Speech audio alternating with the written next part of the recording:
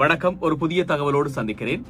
உயர் ரத்த அழுத்தத்தை கட்டுப்படுத்துவதற்காக ஒரு புதிய மருந்து கண்டுபிடிக்கப்பட்டிருக்கிறது. எங்கே என்று சொன்னால் இலங்கையில் தான் இந்த மருந்து கண்டுபிடிக்கப்பட்டிருப்பது சிறப்பான விஷயம். களனி பல்கலைக்கழகத்துடன் இணைந்த ராகம மருத்துவ பீடத்தினுடைய மருத்துவ குழுவினர் இந்த மருந்தை கண்டுபிடித்திருப்பதாக தெரிவிக்கப்பட்டிருக்கிறது. உயர் ரத்த அழுத்தத்தால் பாதிக்கப்பட்ட நோயாளிகளுக்கு தற்போது வழங்கப்படுகின்ற 3 மாத்திரைகள் கொண்ட கூட்டு மருந்துக்கு பதிலாக ஒரே ஒரு மாத்திரையை இந்த குழு உருவாக்கி இருப்பதாக சொல்லப்படுகிறது. இந்த மருந்தை உட்கொள்வதன் மூலம் உயர் ரத்த அழுத்தம் காரணமாக இரத்த குழாய்கள் வெடிப்பதால் ஏற்படக்கூடிய பக்கவாத நோய் தொற்று சுமார் 60% வரை தடுக்கப்படுவதாகவும் ஆய்வு முடிவுகள் தெரிவிக்கின்றன. அதே நேரம் 80% இரத்த குழாயில் இரத்த கட்டி அடைக்கப்படுவதாலோ அல்லது இரத்த குழாய் வெடிப்பதாலோ இரத்த கசிவு ஏற்படுவதாலோ பக்கவாதம் ஏற்படுகிறது. இந்த நிலையில் இந்த புதிய மருந்து மூலம் உயர் ரத்த அழுத்தத்தை கட்டுப்படுத்தி இந்த நோய் மீண்டும் ஏற்படுவதை குறைக்க முடியும் என்று பரிசோதனையில் தெரிய வந்துள்ளதாகவும் நரம்பியல் நோய் நிபுணர் உறுதிப்படுத்தி இருக்கிறார்.